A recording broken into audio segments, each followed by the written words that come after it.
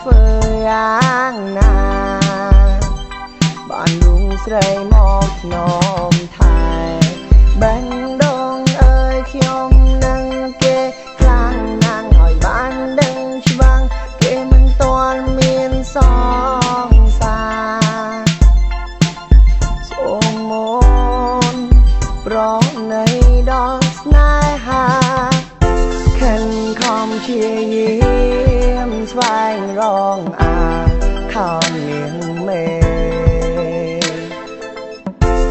រំភើបលែងទេពេលឃើញមុងស្រី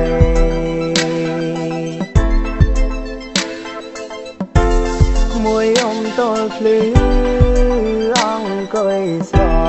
ណងចរណៃអោណាស្រីបងចង់ប្រាំថាស្រីអើយស្រីអូនសានម្លែងថ្លៃសាច់អូនសដូចជាសំឡីម៉ែអើយម៉ែឡើងខ្ចីដូចជាទេពអំសរខំសុំស្នេហ៍តែបារាជ័យអូនប្រាំថាអូនចាំយកប្តីម៉ែអើយម៉ែឡើងភ័យតែមកអូនតុងប្រាដៃ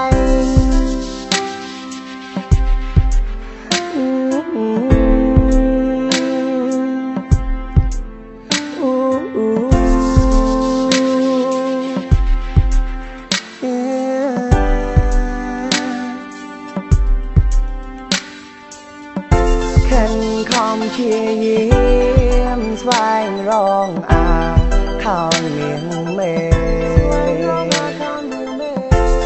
រំភើបលែងទេ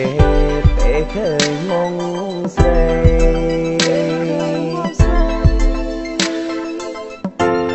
មួយទល់ភ្លឺអង្គុយស្រណងចរណៃ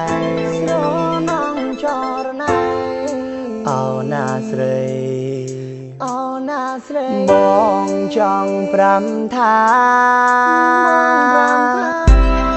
ស្រីអើយស្រីអូនសានម្លែងថ្លៃសាច់អូនសដូចជាសំឡី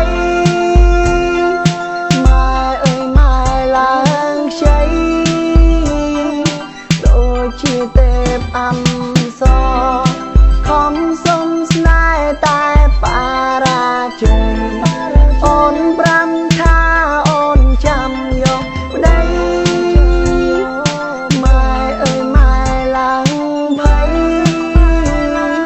តែមកអូនតុងប្រាដៃស្ដាយរុងអូនឡើងដេញខ្ញុំមិនចាញ់សុំធ្វើសងសារ